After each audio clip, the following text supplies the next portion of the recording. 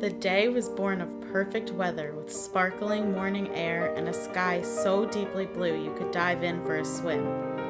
The choreography of New York's rush hour was unfolding in its usual calculated madness when a day of work for some, a day of leisure for others, became a day of tragedy for all.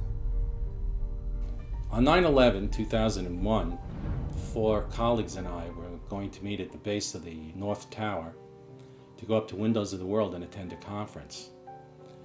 The day before, at the very last minute, actually in the afternoon, a friend of mine called and invited me to watch the Giants on Monday Night Football, and as the Giants hadn't been on Monday Night Football for a long time, I decided to accept. Then I thought about it, and I thought, I'm not going to get a lot of sleep because the game doesn't end until 12:30, and I won't get out until 1. Let me just make this 9 o'clock instead of 8 o'clock. So I told everyone, meet me at 9, and we'll go up then. Well, that was a fateful decision, not only for me, but for 4 of my close friends.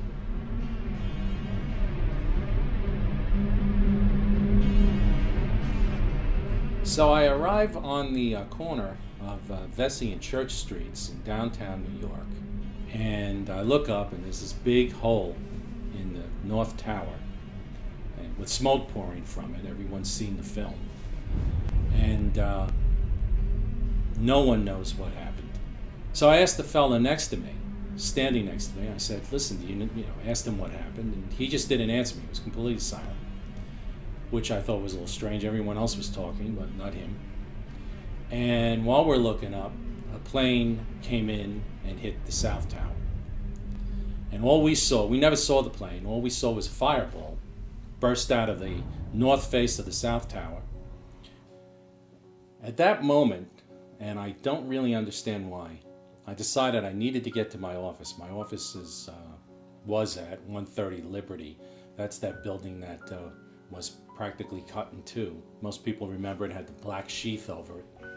As I'm starting to go, the man who didn't speak to me grabs my arm and says, listen, you have a family.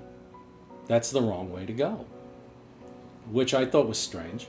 So I turned away for a second to think about it, and when I decided to take his advice, I turned back and he was gone.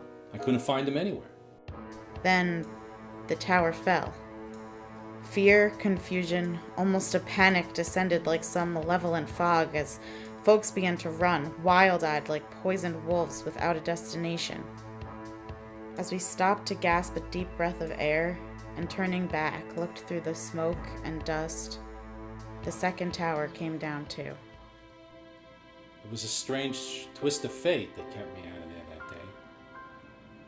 But the thing that to this day kind of haunts me a little bit was, how did the man I met know that the South Tower was going to collapse and essentially pulverize my office and the building it was in?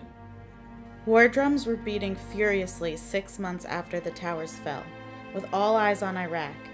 But there was one obvious question no one asked or answered. How do you convince a group of young men that killing themselves, along with as many others as possible, is an act condoned and rewarded by God? I was thinking about this one day when I remembered a quote from Thoreau. Could a greater miracle take place than for us to look through each other's eyes for an instant? My co-author and I decided to use this as a theme and explore why anyone would want to become a jihadist. But then a second theme occurred to us. What if the mystical intervened?